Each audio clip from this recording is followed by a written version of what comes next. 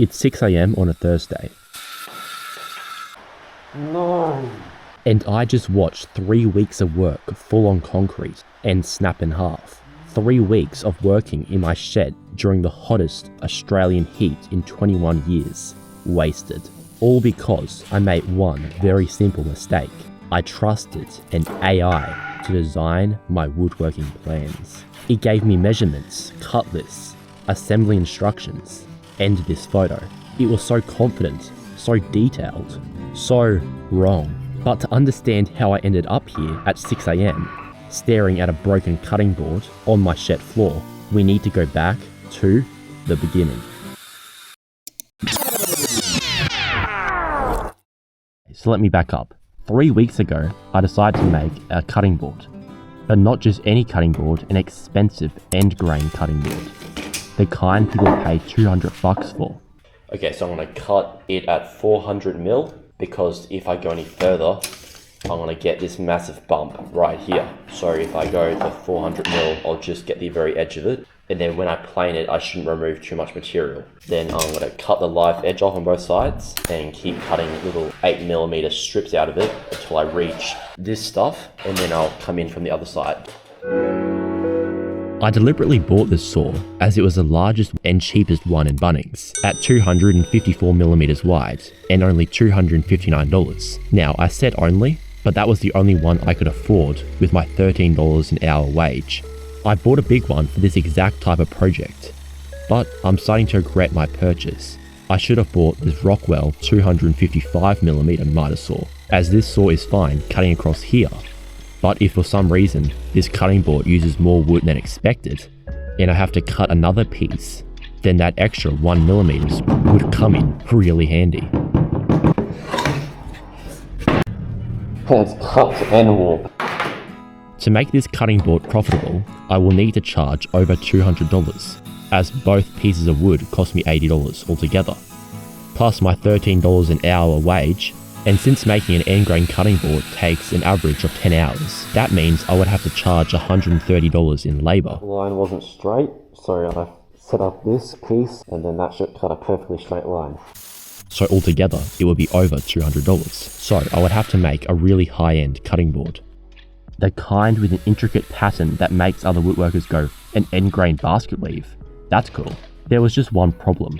I have no idea how to design one. Perfectly straight. Now, for this design, I'm going to have to cut 15 pieces, and each piece has to be exactly the same width for this design to work. What type of design is that, you're wondering? Well, I'll get into that in a bit. I first need to run my board through my thicknesser to flatten out the massive bump in the slab. See, I'm still a beginner. I can follow plans, sure, but designing something from scratch, creating those complex geometric patterns where if one measurement is off by a millimeter, the whole thing falls apart, that's not where I'm at yet. So the traditional route would be to buy some plans from Etsy for $30, or from one of these YouTube channels that pushes their plans in every single video. But here's the thing about being young and broke, and maybe a little bit naive. When you discover there's a tool that can apparently design any plan for free, you use it. And within seconds, the AI came back with this incredibly detailed response. And it even gave me a full cut list. And then it generated this beautiful image of what the board would look like. This perfect basket weave pattern with dark wood and light wood creating this interlocking grid that looks impossible with the naked eye. But apparently, according to this AI, I could create this. I was honestly blown away. This looked like something from a woodworking book, and it was free. It was perfect. Too perfect. I managed to cut 5 until I ran into this. So I'm gonna cut this whole middle section out and keep going from here. Because luckily, it seems to be running only through here and not through here. So I've got a nice big section to cut 24 strips out of. But before I get into that, if you are paying attention, you're probably wondering what that black stuff running through the middle actually is. And to answer that, we have to go way back. Okay, this is a slab of wood I'm going to be using for the light strips in the cutting board.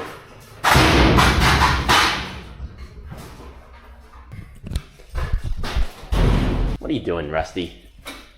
What are you doing? What are you doing? This is actually a slab from a cyclone that happened about 2 years ago now, but there's one major problem. In the middle of the slab, there's all these weird dark lines. I think it's the sap, but in the middle here, it's got all those weird lines, but on the other sides, it doesn't. Turns out I was actually right. While I was editing this video, I got curious and I decided to Google it. And apparently, it's a type of hard and crystallized sap, commonly found in Australian hardwoods, like spotted gum. Now, for furniture making, they are classed as a feature in the wood, as most people fill them with epoxy. But since this cutting board is going to be sold as a high-end one, I don't want any features, as they just trap food and meat, causing bacteria to pile up in the board. So unfortunately, I couldn't use any of the wood running down the middle of the slab. Okay, major problem. I only cut 11 of these pieces. I need at least 15 to make this cutting board. Man, this uses up a lot of wood.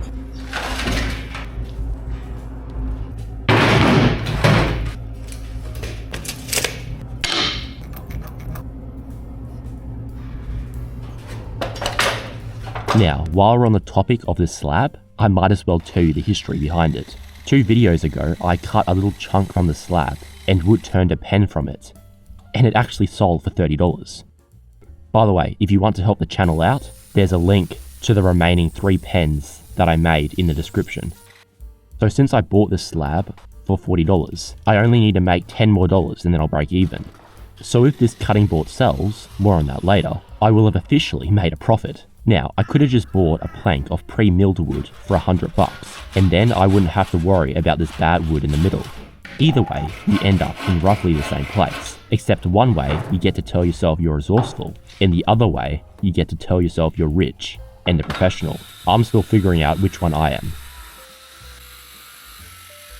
But hey, the more time I can spend in the shed working on a project, the better. I'm not trying to run a factory, I'm just trying to have fun and film the process. After the second glue up, this became one of the most stressful builds of my life, and I had to call in the help of a famous YouTuber. More on that later. So the reason why that wasn't working was because of both sides are cut and warped. So I'm just going to cut it. Now, I know what you're thinking. I need a track saw, and I most likely do, but in my ever-growing list of tools I need to buy, in terms of most important, the track saw is probably right there, at number 4. I'm tied between the first and second spot, as this one would open up a whole new world of joinery and finer woodworking, and this one would prevent my mum from yelling at me every time we want to go to church on a hot Sunday morning and there's a layer of thick dust over the entire car. So if this project sells, I'll finally have the funds to buy one of them, and I'm honestly thinking about going for the table saw. Sorry mum, but we will see. If this video gets monetized, I might be able to buy both, and the best way for you to help out would be to subscribe and share this video in any Facebook or Reddit woodworking groups you can find. No pressure.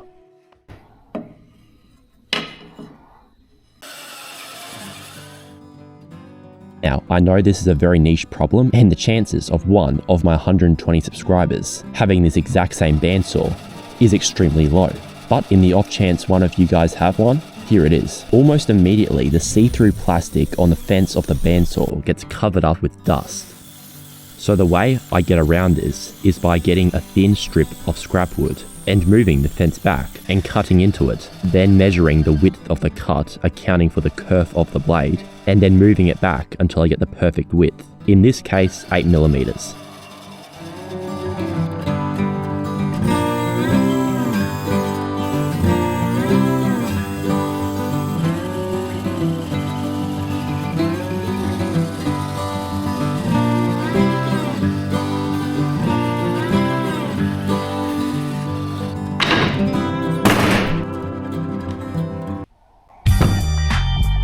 This is Australian red gum.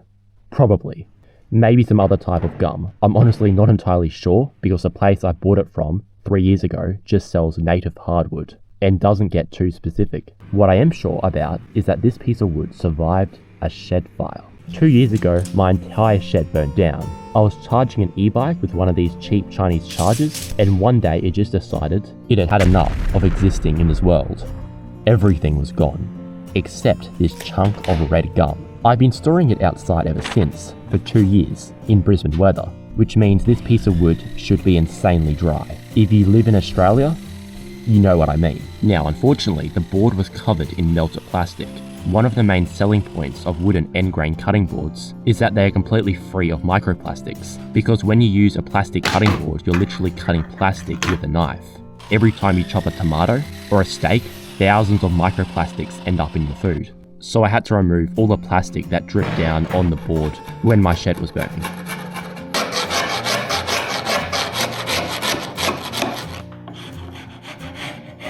So I find buying slabs quite fun. They're usually way cheaper than the stuff you buy from the sawmill. For instance, this piece of dark wood, which I'm going to be using for the cutting board, was $40. The same price as a slab. So I got double the wood for the same price, buying a slab over a pre-cut piece of wood.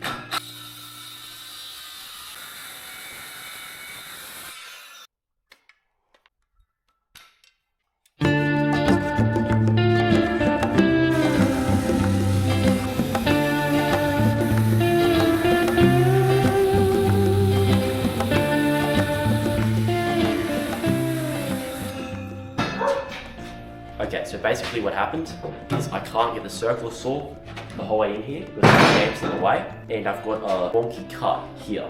And since I don't have a jointer, that's really bad. So I'm going to stop using this and I want to finish the cut off with my handsaw. Now, if you're still watching up to this point, I want to thank you from the bottom of my heart. But it's most likely for one of these 3 reasons. 1, you think this video is good, and if that's the case, thank you. 2, you think my woodworking skills are terrible, and you're waiting for me to cut my hand off. Or 3, you're wondering what's wrong with my back. To answer that third question, I need to first explain what happened to my phone.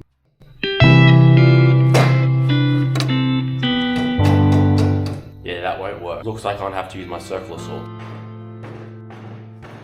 I normally film most of my shots on it, but about 3 weeks into this project, I got wood dust in it, and no matter how many times I tried turning it on, it never booted up. So I sent it to the Motorola repair center. It was gone for 35 days. They eventually told me it was unrepairable. All my footage was lost. So I had to film everything with this, my action camera. And to fit what I was doing in the frame, I put it on ultra wide, which as you can see stretches my body and makes me look like Gollum from The Hobbit.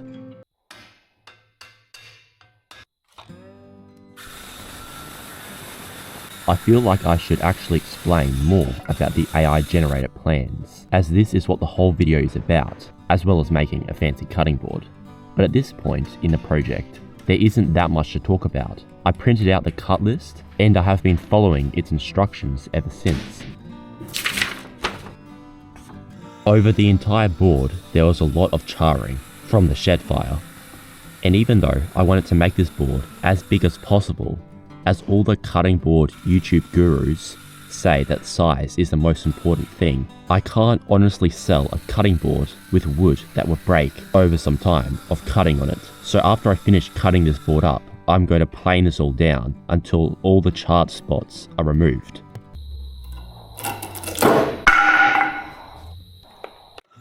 Hopefully I'll end up with a 4.5 by 4.5 squared piece, which will nicely fit into the basket weave pattern the AI promised. I've been cutting these pieces for about an hour now, and I've burnt through about 4 batteries. But in that time, apart from me regretting buying a cordless saw, I figured out a massive design flaw. Let me explain. The saw has this really useful guide that I've set up at exactly 5 centimeters, so I can cut repeatable cuts the exact same size, and it works great until you get to the very end of the cut and the guide goes past the edge of the wood, and for about 2 centimeters you end up free-handing the saw, which gave me a few wonky cuts at the end of each pass. I understand this is a niche problem and I can't expect the same attention to detail as, let's say, this $1,000 saw from Festool on a $100 Chinese saw, but it's honestly quite annoying. I'm thinking of welding on a straight piece of steel onto the edge to overhang 3 centimeters to counter this.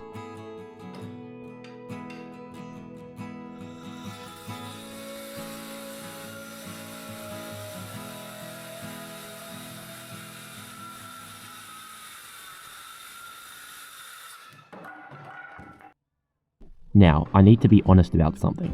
Every tool you're going to see in this video is from Ozito. If you're not in Australia, Ozito is basically the second cheapest brand at Bunnings. The actual cheapest is this weird blue brand called XU1 that I'm pretty sure was named by someone having a medical emergency. I bought Ozito because it was cheap, and because they had a wider product range than the absolute bottom tier stuff.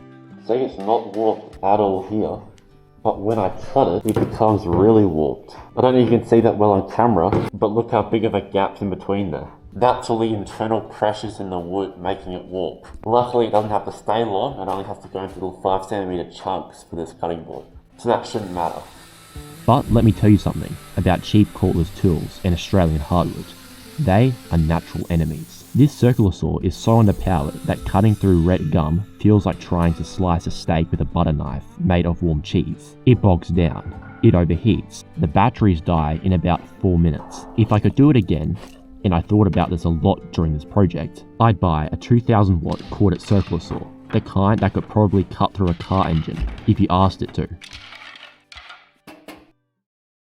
Now that I've finished cutting all the pieces, I'm now planing all the light pieces down to the same thickness. I cut 2 extra pieces from the slab, so after I plane them all down, I'm going to pick out the 2 worst ones and use them for a different project.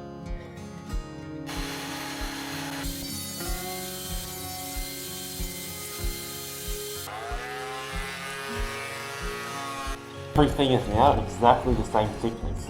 Now it's time to do the same for all these. As previously mentioned, I'm now using my thicknesser to plane off the charring on the dark pieces. The ideal tool for this would be a planer, as it takes down all the high spots and you end up with a perfectly flat board. But since this board is quite warped from the heat from the fire, if I did this, I would remove too much wood and it would end up too thin. I'm not too worried about the warp, as at the end of the build, I'm going to be cutting the wood into small 4.5cm pieces, so any warping won't be noticeable on such a small piece. I'm still learning how to use this thicknesser. It's quite a terrifying tool. I've heard horror stories of it flipping the boards back at over 100 km/h, killing people with kickback. So I'm still learning what the maximum and the minimum amount I can take off in one pass is. Since this is extremely dense Australian hardwood, I can only take off very small amounts before I have to replace the blade. And since I literally don't know where to buy the spare blades from, because Bunnings doesn't sell them, I don't want to blunt these blades unnecessarily. But I can feel them getting slightly duller with each pass. Everything is going really well so far. I've milled up all these pieces, which is going to go right there between all the dark pieces. And I've thicknessed all these pieces to the same size as these pieces. This took me about 2 days to do, mainly because I'm relatively new to woodworking and I wasn't trying to cut my hand off with the bandsaw. I was binge watching Stranger Things, but it's now time to do the glue up. If I mess this part up, all the work I've done will be completely wasted. So just to make sure I've cut everything to the right size, I'm gonna measure all the dimensions. I'm gonna count how many of these I have and how many of those I have. And then I'm gonna put it into the chat with Gemini, just to make sure I've got enough wood to make this cutting board. Because it would really suck if I glued everything up and then I realized I was missing a few pieces of that wood down there, which I don't have any more of. And then cut everything to the size on my miter saw and glue everything up.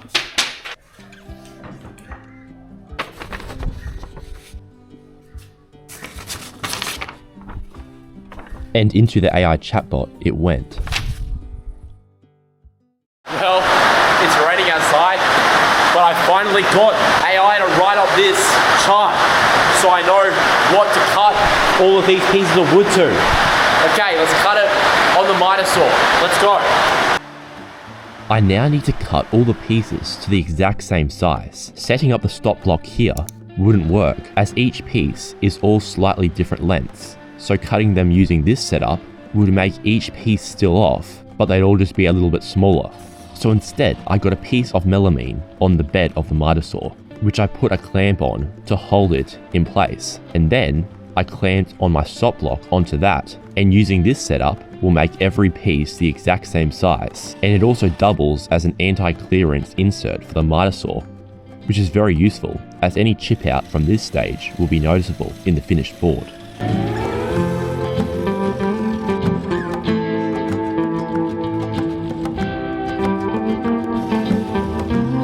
As I said previously, I'm going to try to sell this board for $200 Australian, and I'm actually building this without a client. Usually, this is a terrible move, and to be honest, it probably is, as there is no guarantee anyone is going to buy this. But I have a few tricks up my sleeve I think will increase my chances dramatically. The first is, instead of just selling it on eBay like I did with the pens, I'm going to be selling it over all the major platforms. eBay, like before, Etsy, and Facebook Marketplace. And I'm going to link this video in the description of every listing I put up, because buying a $200 end grain cutting board is a pretty average thing to do if you're wealthy. It's nothing to write home about, but buying an end grain cutting board that has a whole YouTube video about making it is definitely something people would write home about. And it makes the cutting board from something that is just in every single house to the main focus point of the kitchen, and then their friends would get jealous and probably ask where they got it from, and then they would show them the video, which is basically the most detailed portfolio you could make, and hopefully send me an email commissioning me to make one. And just like that, I got another client. The second way is one of you guys like the video and decide to buy it, and if you're thinking of doing that, thank you.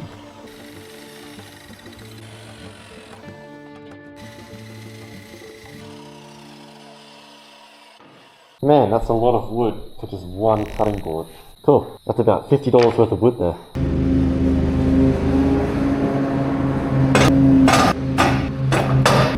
Okay, I've got 4 here. Now I'm going to get 8 from this pile here. So I'm going to put 2 of these ones beside each one of these, just like that.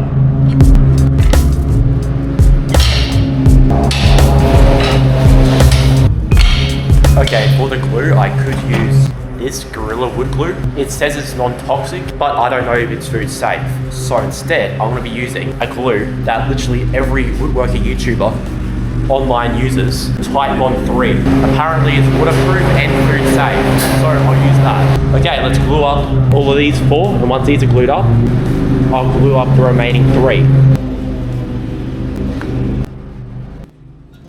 After all this work, it is time to do the first glue up. Even now, when I'm doing the voiceover, I'm still shocked at how much wood this has used so far. But between each glue up, you actually, on average, lose 20% just from planing everything to flat again. So you can move on to the next glue up and not have gaps everywhere, which I think is just insane, 20%. I started with an entire slab, I only have 15 light, thin strips to show for it. I chose the 2 light strips that will look best on each side of the red gum. This should be the first of 3 glue ups in total. I wasn't entirely sure how much glue to put on, so I used what I thought was a lot. Spoiler alert, it wasn't enough. I'm putting glue on the 2 light pieces, and then putting the glued sides facing into the red gum. So I will end up with 7 pieces. I'm making sure not to accidentally glue 2 pieces together, as this would be a major problem. These clamps are from Bunnings. Like everything else in my shed, they were the cheapest ones. I bought these clamps specifically for this project. They're about 20 bucks each. They're actually reasonably good quality, like they're proper solid metal. The only downside is that they have these really fumbly hole system here, and it's really hard to get the pin in the hole. But enough talking, the glue's drying as I speak, and I still haven't put any pressure on it with the clamps. Let's tighten everything up and then put these on. They're actually pretty good, like pipe clamps, but with the pipe part of the clamp replaced with a steel bar. Actually, I think that's what they are called, bar clamps. I'm adding these quick release clamps on top to try and keep it from warping, and since these clamps are only 300mm, I had to do this glue up in 2 parts. Okay, now I just have to wait 3 hours.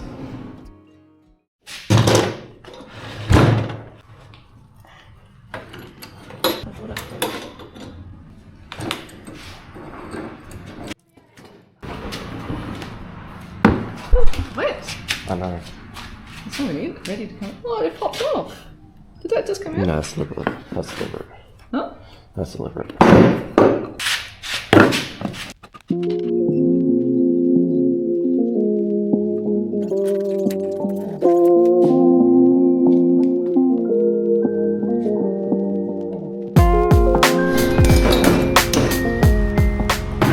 Okay, hopefully they're not all glued together.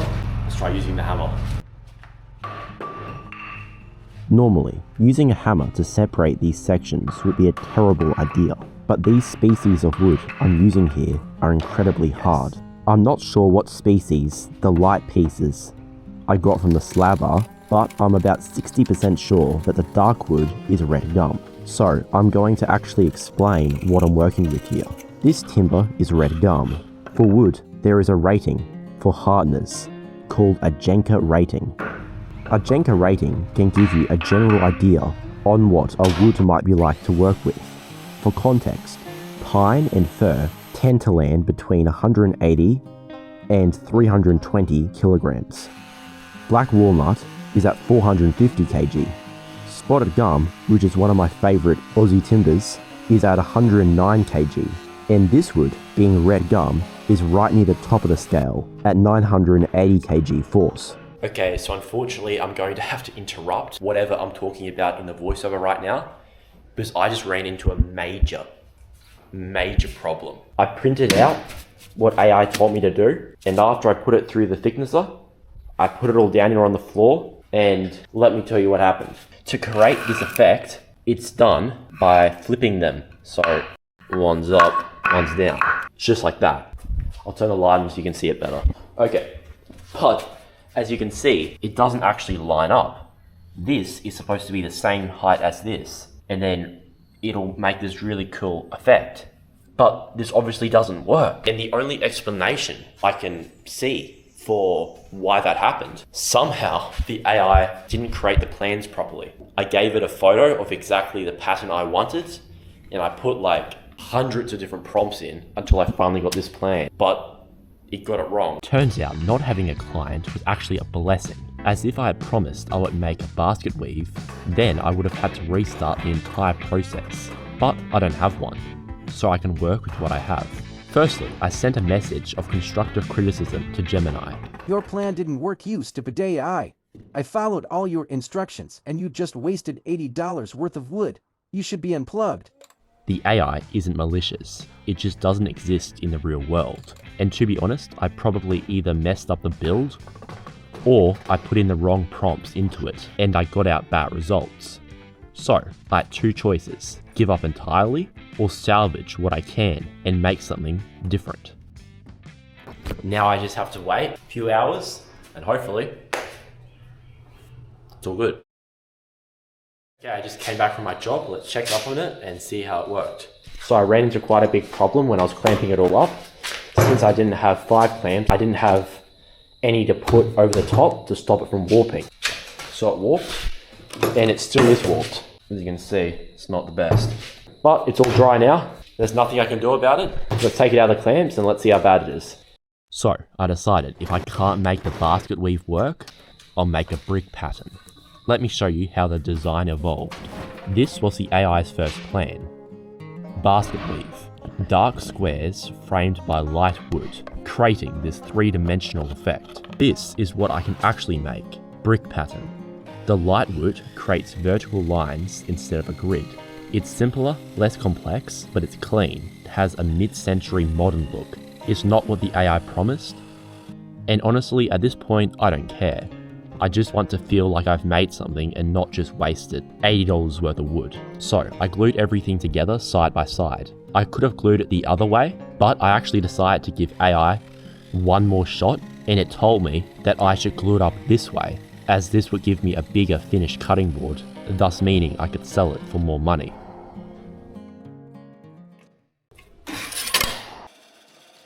In terms of my future, I have a few ways it could go at the moment. I want to build my skill level up until I'm good enough to start making custom furniture, like live edge tables and cabinets. Not even a minute into the cut, and the blade already popped off.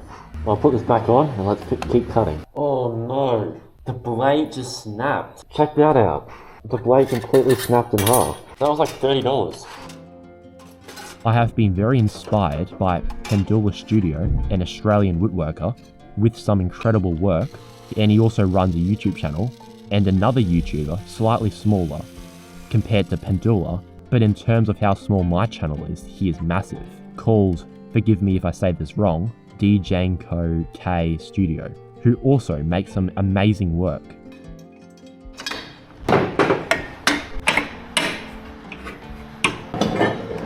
Okay, so I can't actually get this thing to go up high enough for some reason to cut this, but I think it's actually a good thing because I did some practice cuts with this new blade and it was wandering way off course. There's one of them.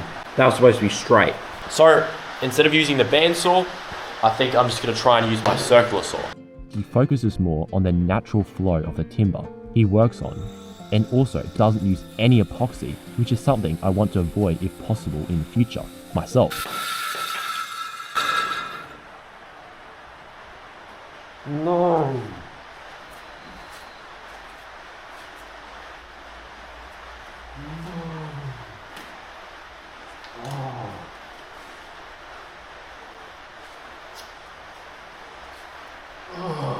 Hopefully, by the time I get to that skill level, my channel would have grown with it, and with a large channel, I could afford some nice tools like a saw stop, and I'd hopefully also have a nice big client list. But if my channel doesn't grow, I will most likely become a plumber. Well, technically, I already am becoming a plumber. I'm already going to TAFE, as I wanted a job I could fall back on. By the way, if you own a plumbing business and you're looking for an apprentice, shoot me an email.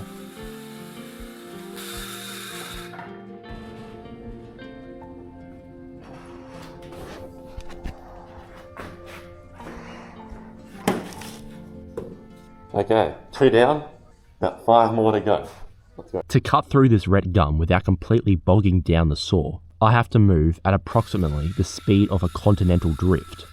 The footage is sped up here so you don't notice it, but let's get back to what I was talking about before the AI messed up my plans. Back to when I was talking about the Jenka rating scale and how hard red gum is, at 980 kilograms of force. For reference, the hardest wood in the world is also an Aussie timber called Australian bull oak at 230 kg on the Jenka scale, and this wood is hard enough to stop a 9mm with only 1.27 centimeters of wood, which means this wood wouldn't dent at all no matter how hard I hit it with a hammer. I developed a new technique, which is probably quite an obvious one. Hold the saw with one hand, hold the piece that's going to fall with the other hand. This way you don't have to find out if you put on enough glue. It's simple, obvious in hindsight, but when you're focused on not cutting your fingers off, sometimes the obvious solutions don't occur to you. And unfortunately, since I was using this guide, somehow when I was cutting, each time it got more and more off. So at the end, once I cut all the pieces, the last piece I cut had a massive curve in the cut compared to the first piece. Because using this guide on my saw is pretty much just like printing out a piece of paper and then photocopying it. Each time it gets copied, it gets slightly worse. Luckily, this was the last one. If I had to cut one more, this would have been a major problem. Okay, it's now time to run everything through the thicknesser. I've read online that you're supposed to run wood through the thicknesser, the grain running that way, never this way, because it can blow the wood up and throw it back at you at like 10,000 kilometers per hour. But my thicknesser is not big enough to run it through this way, so I'm gonna have to run it through this way. So hopefully it doesn't blow up. Now this planer was the cheapest in Bunnings, and it actually works surprisingly well. The only problem with it is that it puts out a lot of planer snipe. That's basically when the rollers pop up the board at the very end of the cut and pushes the wood into the blade, causing this to form on the board. If you know how to fix this, leave it down in the comments. Okay, so one of them broke off, but I'll quickly glue that together.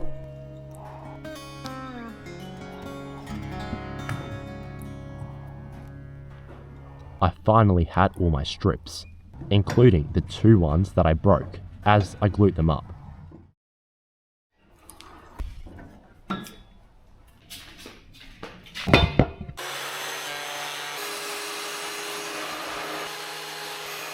Okay, this is it. Final glue up. Everything I've done up to this point rests on this.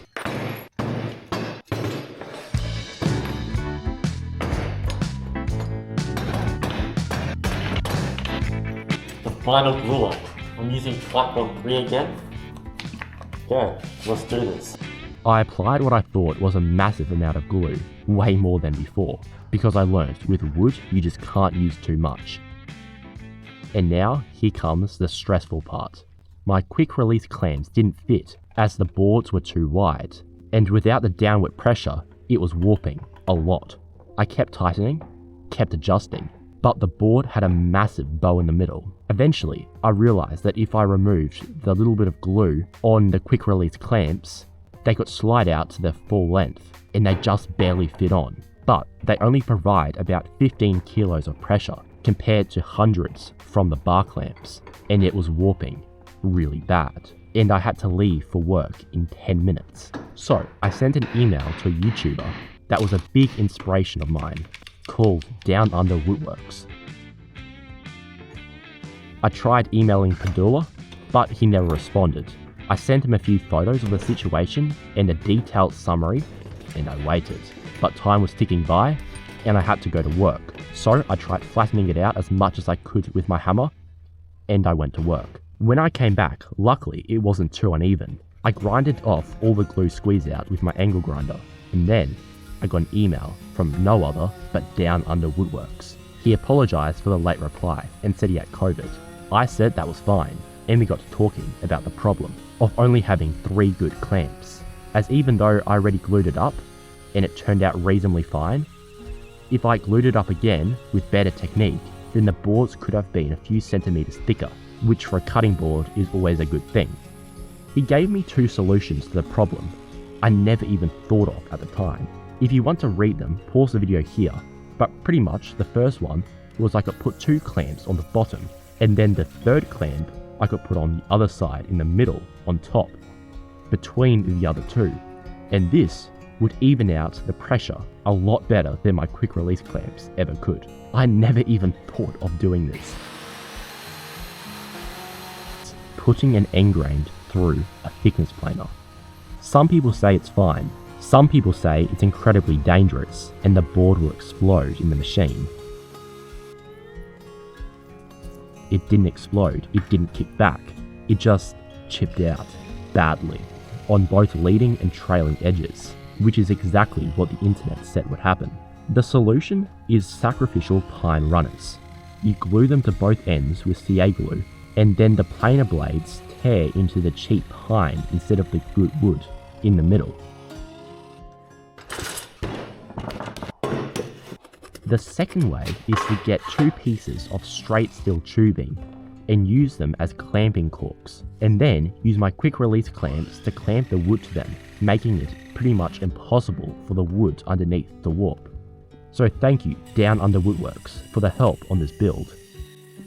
And while I was in contact with him, I asked if he wanted to try out the new collab feature on YouTube, and he agreed, so all of his subscribers will be notified when this video goes live. So if you're one of his subscribers and you came from his channel, leave a yes in the comments.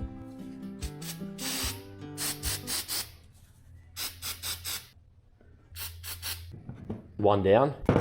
Now it's time to put the other side on. I'm doing this to reduce tear out. I've seen this done before online. Pretty much you put 2 on either side, so when it goes through the planer, it doesn't chip out on the thing you're actually trying to plane. The cutting board, it chips out on the end of this cheap pine.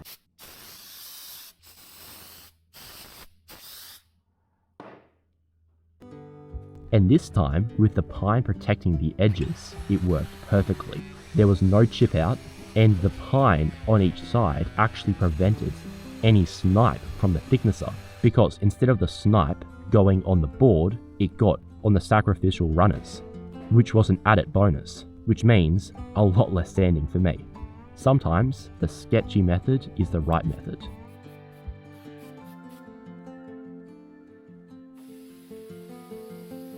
I don't have a drum sander. Those cost $1,000. I don't have time to build a router sled. I have a thicknesser and questionable decision-making skills.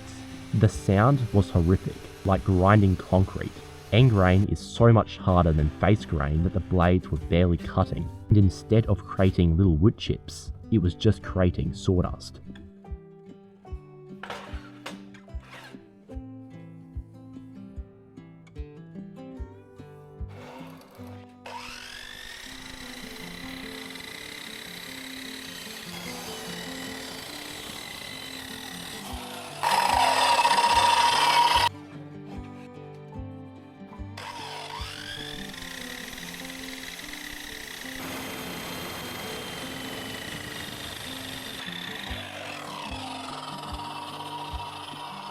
and then sanding, which is boring to do and boring to watch. 80 grit, 120, 150, 180. It took 2 hours, and since sanding is one of the most boring parts of woodworking, I'm not going to show too much of it. All I'll tell you is that it was over 40 degrees in my shed and I was burning up. To give the board a professional look, I used my palm router to chamfer all the edges. This creates a subtle shadow line, makes the board feel less like a brick, more like furniture. Small detail, but it matters. Now, I'm going to do something called grain popping. You wet the board, the wood fibers swell and stand up. Let it dry completely, and then sand it smooth again with 320 grit. This ensures when the customer washes it, it won't get fuzzy at all. It'll stay smooth, because the grain was already raised. Now I'm just going to wait 5 minutes for all the water to evaporate. Okay, I run into a slide problem. And when I say slide, I mean it could completely ruin this project. The board is warped. When I put all the water on it, it warped it. Don't know if you can see it on camera, but it's not flat. And when I put it on a surface, it jiggles. But I'm still going to try and finish it off, and then hopefully when I put the oil on, maybe it flans itself out. I don't know. I bought the stuff for this project. It is pure food grade mineral oil. Should be pretty satisfying to finally varnish this thing. Let's go. Because I left it sitting flat, the top dried faster than the bottom, created tension, created warp. At this point, I just laughed. What else could I do wrong? So I propped it up on one edge, let both sides dry evenly, and luckily for me, it actually straightened back out mostly. One side is slightly warped, but I just put that side down, and it actually helps to stop the board from rocking, which is an added bonus. Okay, this is my favorite part of any project, the finish. For cutting boards, you use food-safe mineral oil. I went to my local woodworking supplier and bought some, just for this project. And apparently, it's so food-safe that you can literally drink it. So this should be perfect for this build. This is the moment where you find out if all the work was worth it. When the oil hits the wood and the grain comes alive, the brick pattern emerged in full glory. And you know what? Despite everything, despite the AI's bad plans, despite all of that, it actually looks pretty good. It's not the intricate basket weave the AI promised. It's simpler, more basic, but it's solid, it's functional, and it's mine. I made this. Thank you for watching. If you want to buy this cutting board, the link is in the description. See you next time.